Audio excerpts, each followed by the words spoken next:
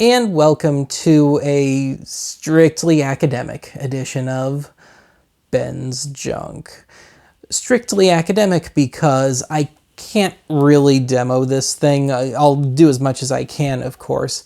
But at the same time, it's not due to a lack of equipment on my part or that this item doesn't work. It's that it's dependent on a server, and that server closed back in 2001.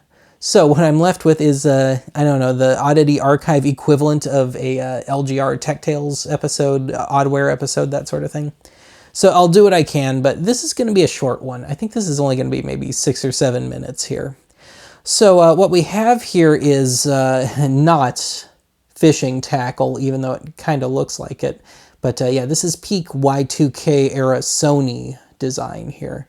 And I'm sure this was a lot more vibrant back around Y2K. But yeah, I could totally see some kind of pseudo-hipster carrying this alongside his Sony mini disc Walkman player with the radio built in and stuff. And yeah, let's talk about radio here. So there's always that kind of thing about, okay, I'm listening to the radio. What song is that? I don't know. And it's not too hard to find out. If you're in your car and the car is, say, less than 20 years old, odds are you can see it on the display. And of course, nowadays we have this lovely little app called SoundHound, which can pick out just about any song ever recorded as long as it's on Spotify or whatever. And so, yeah, we're going to look at kind of the grandpappy to all that. Now, I mentioned the display on a radio. That is I believe it's called RDS, Radio Data Systems. And it was still a new thing back when this came out. This was introduced in 2000, and it was deader than a doornail by September of 2001. But yeah, this is the Sony eMarker. And what this would do is basically mark the time for you. So let me attempt to discuss this. What we have here is, it kind of looks like an over-designed early flash drive. But what you would do is you would say you were in the car with the radio on and you were really enjoying that song, but you didn't know what it was. The DJ didn't back announce it, or you didn't think he would.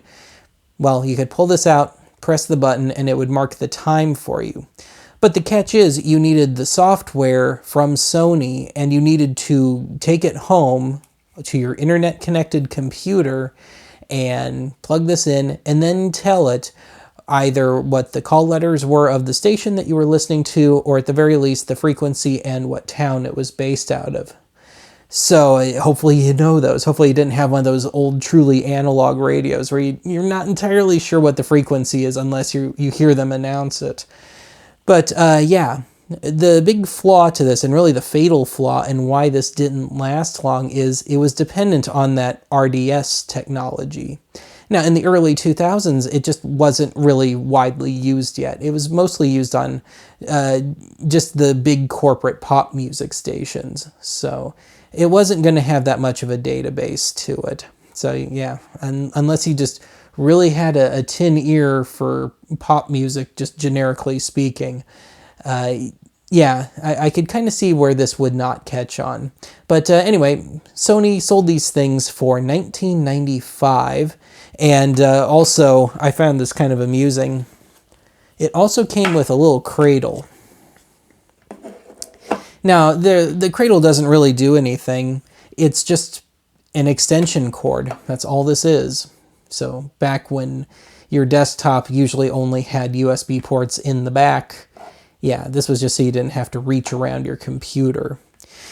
But for a lark, I did give this its due diligence. I did plug this into my Windows 98 laptop, and it actually did recognize this as a Sony eMarker. Alas, I didn't think to have my camera or any kind of direct feed going when I tested it, because I didn't think it would do anything. But it did recognize it, again, as a Sony eMarker, but after digging through whatever drivers, just kind of generic drivers, I could not do anything with it. Now, as for the software for this, I did go, digging through archive.org's Wayback Machine, just through archive.org, period, Google search, went to see if there were any kind of weird little underground computer cult thingy revivals, people making homebrew new versions of this or trying to hack this for other uses. But yeah, this is truly a piece of deadware at this point. I'm just going to go ahead and coin that phrase. And yeah, so as such, all I can really do is kind of show this off, and I'll attempt to show this in action.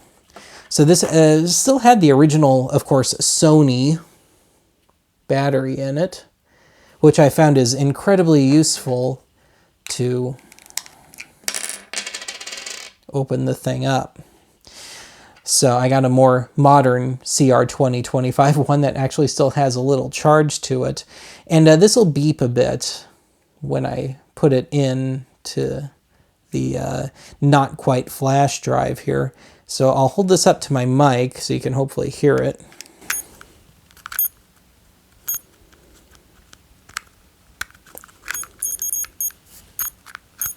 Hopefully that was audible. So we'll go ahead and we'll lock this back up. There we go.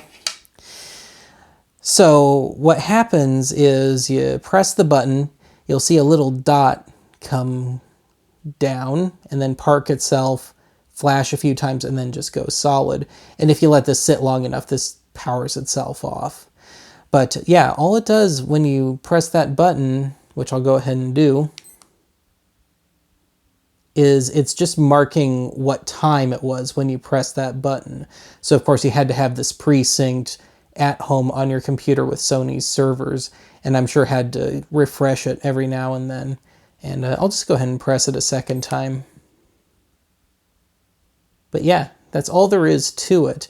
And if you want to delete stuff, I guess you could just unfold a paper clip and stick it down there where it says cancel. But I found it's far easier to just, if I want to clear it, just